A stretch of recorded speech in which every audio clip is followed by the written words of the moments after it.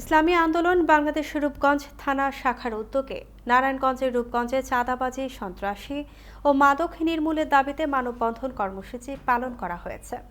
22 August দুপুর 12টার দিকে ঢাকা সিলেট মহাসড়কের গাউসিয়া এলাকায় এ মানববন্ধন কর্মসূচি পালন করা হয়।